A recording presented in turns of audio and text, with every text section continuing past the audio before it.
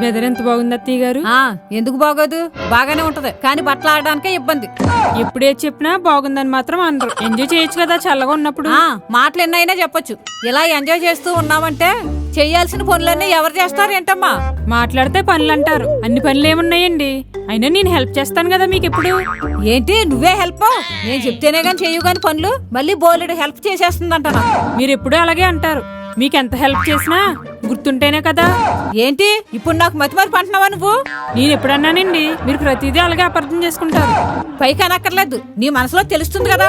నా మనసులో మీకెలా తెలిసింది? అదే కాదు, నువ్వు నాకు నచ్చింది కూడా ఏది చెయ్యు. ఏం చేయలేదు. మరి నిన్నేం జరిగింది? అత్తయ్య గారు పులిహార చేస్తానన్నావు, నేనేమో చింతపండు పులిహార చేస్తామనుకున్నాను. తీరా చూస్తే నిమ్మకాయ పులిహార చేస్తావు. మరి మీరేం చేశారు? పూరి చేస్తానని ఉప్మా చేయలేదా? నాకు ఉప్మా తినాలనిపించి ఉప్మా చేశాను. నాకు నిమ్మకాయ పులిహార తినాలనిపించింది, అందుకే నిమ్మకాయ పులిహార చేశాను.